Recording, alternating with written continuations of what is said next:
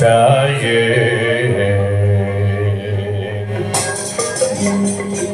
sanganarana talon pangandika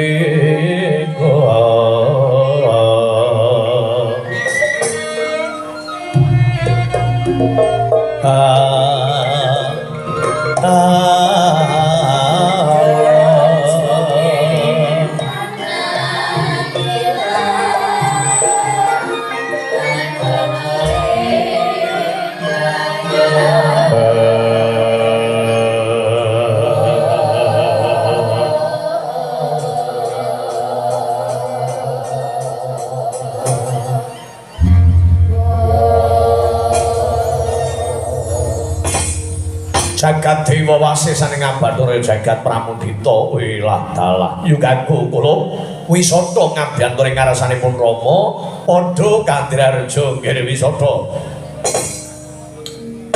nampi pangistripun Paduka Rama Dwaji Raraja Biswan kula dhateng manggi pambungan keparenga kula ngaturaken sembah pangabekti konjuk sandhaping pepodo tatampa gawe lega terus ing nala puja-puji astutiku tanpa ana kula wisata kawula nuwun ngapundi singgo dadosaken jejimat sawanci-wanci wonten dawuh penging putra ngulungaken jangga kula nilingaken karna yo prayogakna piswanmu puripun bapa ecu imbal pangandikan awit krawon tamu agung Prabu eyangmu sangka mandara kaya rawuh saking sekalima rawuh inggih saken dawuh Rama Prabu pepundhen kula nuwun mangke Rama Prabu rawuh jengantiku ingkang putra Klimandra ngaturaken kasugengan saha ngaturaken pangabekti konjuk katur Rama Prabu Salya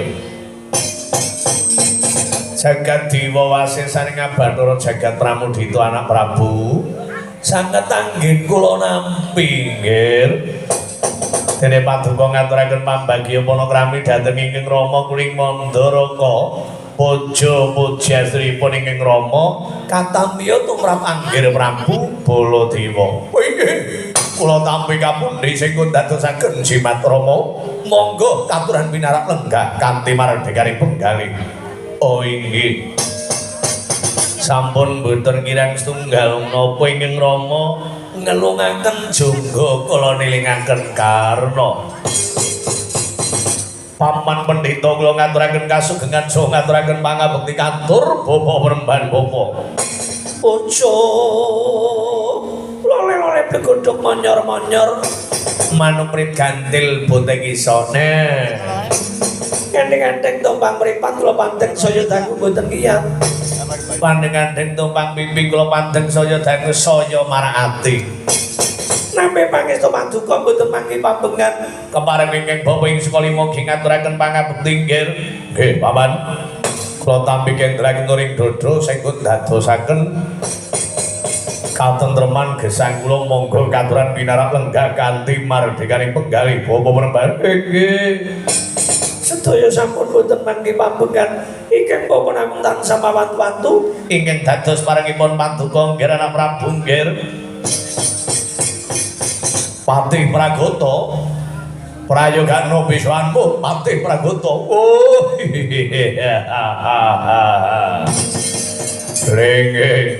lenggeng cemplon mondon pindang gori inggih ngluhuraken sabdanipun Paduka sinuwun sawanci-wanci ingkang abdi kula kepatihan tansah ngelungaken jangga kula nilingaken karna kawula nuwun Pansrengkang kampus Pitwarung Kansilerengan Samirana Mri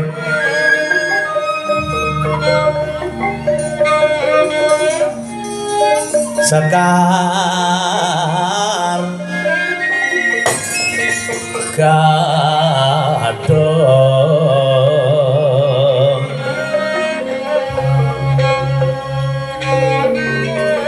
Sekaring gadung gandamira kongas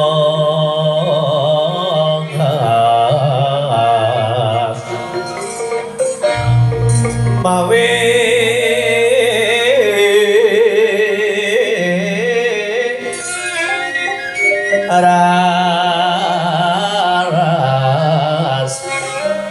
mawi raras renane driya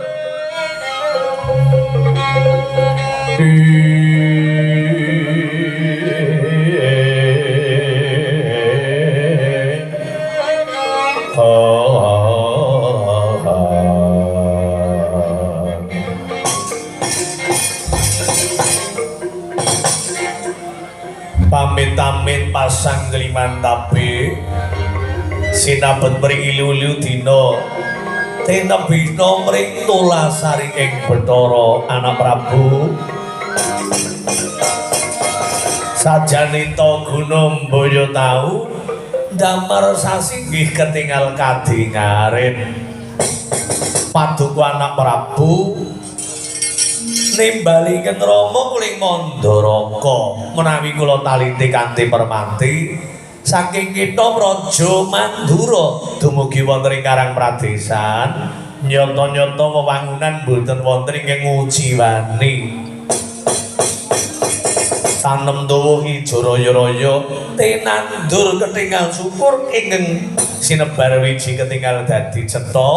Mandura menika boten kekirangan sandang dalah buga nggih lho kuwi semu kados nandang Badra Irawan Badra menika rembulan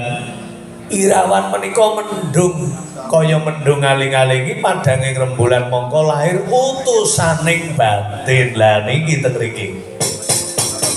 lahir utusaning batin gelaring tata lahir mencorong batine mesti bombong denger sing diarep-arep teka mesti bombong